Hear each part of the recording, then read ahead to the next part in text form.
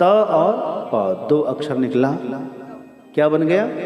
तप। बहुत सुंदर। अर्थात निष्किंचनों का धन है तप। ठीक है जी। निष्किंचन किसको कहते हैं? नास्ति किंचन यस्य स निष्किंचनः। जिसके पास भगवान के सिवा अपना कहने के लिए कुछ भी नहीं है, वो है निष्किंचन।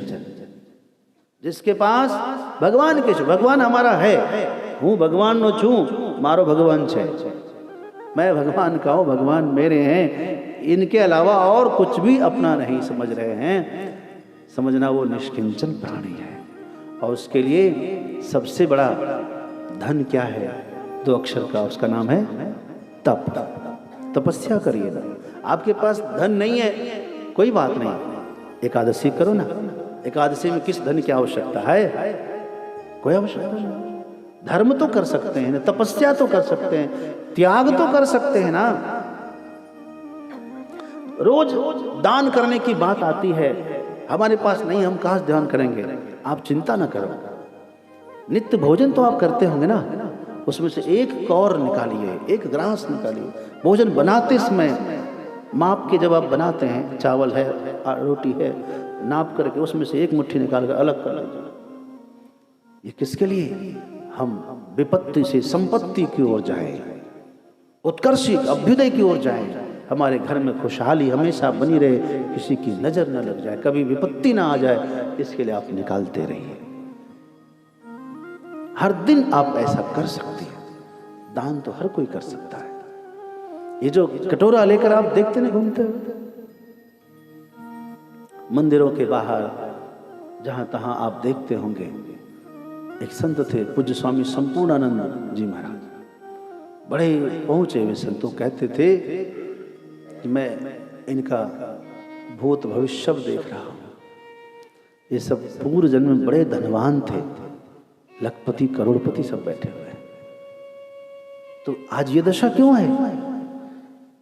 ये दशा इसलिए है कि इन लोगों ने संपत्ति होने पर भी किसी को दिया नहीं। नियम है सृष्टि का, जो आप देंगे वही आपको मिलने वाला है, जो देंगे वही मिलने वाला है, एकदम निश्चित है। जो अन्नदान करेगा वो कभी भूखा नहीं सोएगा, जो जलदान करेगा वो कभी प्यासा नहीं रहेगा, जो वस्त्र दान करेगा वो कभी निर्वस्त्र नहीं रहेगा, जो भूमि दान करेगा उसको धन के, उसको भूमि की कमी नहीं रहेगी, जो भवन दान करेगा उसको भवन की कमी नहीं रहेगी, जो अश्वदान गजदान करेगा उसके पास वाहन की कमी नहीं रहेगी,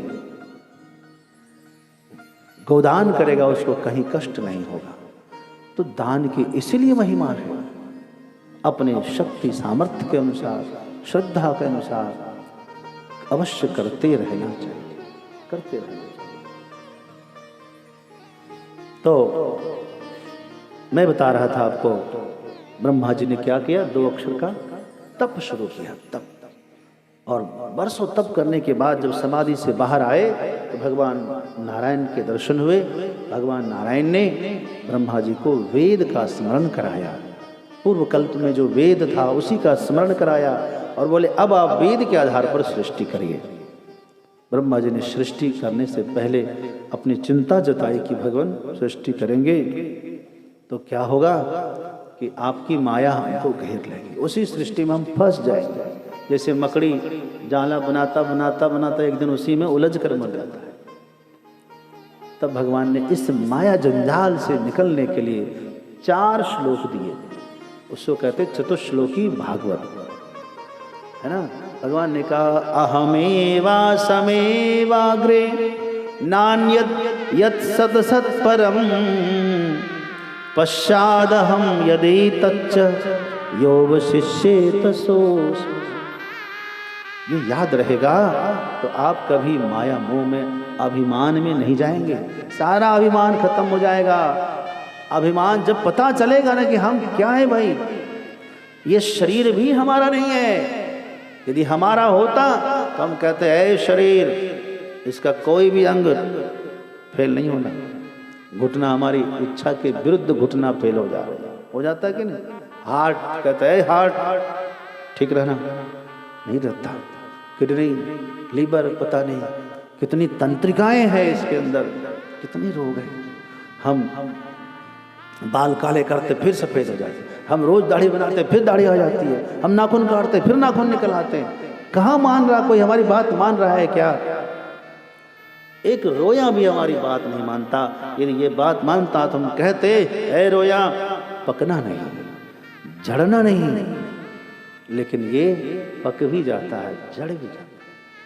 और तो बात छोड़ो महाराज, जो ये सांस दिन रात ले रहे हो ना, ये भी हमारे कंट्रोल में नहीं है। कोई कह सकता है अरे बड़ा सांस तो हमारी है, हम अपनी इच्छा से ले रहे हैं। तो अपनी इच्छा से ले रहे हो तो 2 मिनट रोक के दिखा दो। और संडे को तो फिर हम, यदि ऐसा होता अपनी इच्छा से, तो संडे को तो हम बिल्कुल नहीं लेते, छुट्टी है आज, क्यों लेंगे हम सांस संडे को? लेकिन आपको पता है कि सांस हम अपनी इच्छा से नहीं ले रहे। काहे का अभिमान करें भाई, किस बात का अभिमान?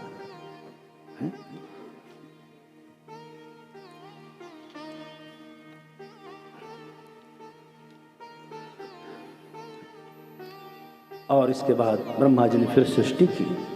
सृष्टि में सबसे पहले क्या किया? सनकादियों को प्रकट किया। फिर अत्रि, मरीचि, अंगिरा, पुलह, कृत्यु, भृगु, पुलस्त्य आदि और दक्ष, दसवां पुत्र नारद को जन्म दिया। इतने पुत्र होने के बाद भी सृष्टि आगे नहीं बढ़ी, तो ब्रह्मा जी ने मनु और शत्रुपा को प्रकट किया शिवजी की प्रेरणा से। शिवजी अर्धनारीश्वर में दर्शन दिया करके, अर्धनारीश्वर का दर्शन होता है। तब जो है ब्रह्मा जी ने अपने शरीर से वामांग से शत्रुपा को प्रकट किया और दक्षिणांग से मनु को प्रकट किया। सृष्टि आगे बढ़ी।